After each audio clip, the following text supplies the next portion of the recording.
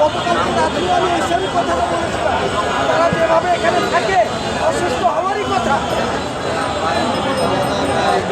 সম্মানিত দেশবাসী, আপনারা জানেন আমরা এই ক্লাবের সামনে রক্ত ফুলের টিয়ার সেলের বিনিময়ে 28 জানুয়ারি আমরা জাতীয় ঘোষণা নিয়ে এসেছিলাম। কিন্তু দুঃখজনক বিষয়, আজকে উপদেষ্টা মাদ্রাসা জাতীয় ঘোষণা দিয়েছিল। দুঃখজনক সেই ঘোষণা তিনি বলেছিলেন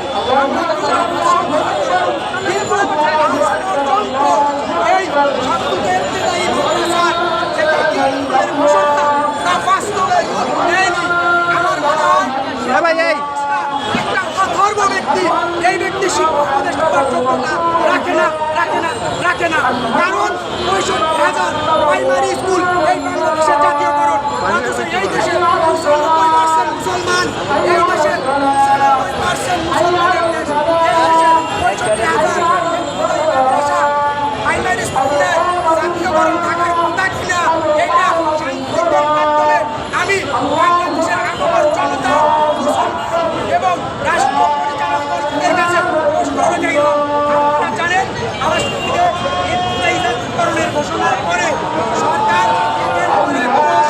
হচ্ছে তারা ফাইল একবার দিকে দিলেও একবার ফেরত আনে, ফাইল ফেরত দেয়, ফেরত নিয়ে আসে, বিভিন্ন চাকরি বাছাই করে নাটক শুরু করেছে এই শিক্ষকদের সাথে। সুতরাং আমরা চাই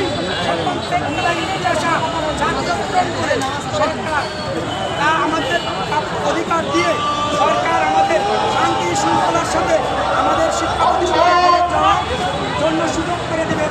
আমরা শিক্ষক জাতি বাংলাদেশের রাষ্ট্রে বিশ্ববিদ্যালয় ব্যবস্থা তৈরি করতে চাই না, কিন্তু সরকার যেভাবে আমাদের উস্কাচ্ছে দিচ্ছে, আবার জাতীয়করণের ঘোষণা দিয়েও ঘোষণা বাস্তবায়ন করছে না।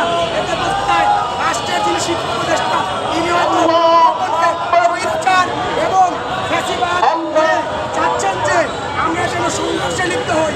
এই শিক্ষা উপদেষ্টা আসলে কে তার প্রতিটি দেখার আবেদন করছি। আমাদের এই শিক্ষা উপদেষ্টা দিয়ে না হলে আপনি তদন্ত করে তাকে বাদ দিয়ে নতুন শিক্ষা উপদেষ্টা নিয়ে আসুন এবং এই শিক্ষা পরিষদ এই শিক্ষক জাতির আপনি সমস্যার সমাধান করে আমাদেরকে ঘরে ফিরে যাওয়ার ক্লাসরুমে ফিরে যাওয়ার জন্য একটি গুরুত্বপূর্ণ ভূমিকা রাখবেন বলে আমি প্রত্যাশা করছি। সেই প্রত্যাশায় জাতীয় ওসমানী সকল দেখতে নাই মাত্র শিক্ষক।